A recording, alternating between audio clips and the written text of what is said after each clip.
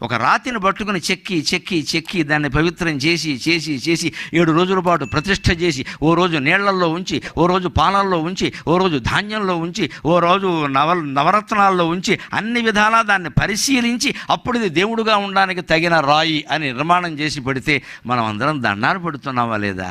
రాయి దేవుడయింది, మనిషి ఎందుకు దేవుడు కాడండి? అర్థం లేని మాట. రాయి దేవుడు అవుతోంది నీ దేవాలయాల్లో గమనించుకో. నువ్వు రాయివి కాదు కదా, మనిషివి. ఇంకో ప్రశ్న వేస్తున్నా, మనిషి ప్రతిష్ఠించిన రాయి దేవుడైనప్పుడు దేవుడు ప్రతిష్ఠించిన మనిషి ఎందుకు దేవుడు కాడండి? దేవుడు ప్రతిష్ఠించాడు కదా మనిషిని. ఎవడు ప్రతిష్ఠించాడు? దేవుడు. మనిషి ప్రతిష్ఠ చేసిన రాయి దేవుడు అవుతున్నా, దేవుడు ప్రతిష్ఠ చేసిన మనిషి దేవుడు కదా. నీలో ఉండే దేవుడు నువ్వు గుర్తించలేకపోతున్నావు. దెయ్యాల ఆలోచనలన్నీ వస్తున్నాయి, కమ్మేస్తున్నాయి. దాన్ని పోగొట్టుకోవచ్చు, విధానం ఉంది. పురుగైనా పువ్వుతో స్నేహం చేయడం వల్ల దేవుడు పాదాల దగ్గరికి వెళ్ళింది, స్త్రీల శిరస్సులను అధిరోహించింది. రాయి అయినా విగ్రహంగా ప్రతిష్ఠ అయ్యేసరికి దేవుడైంది అది.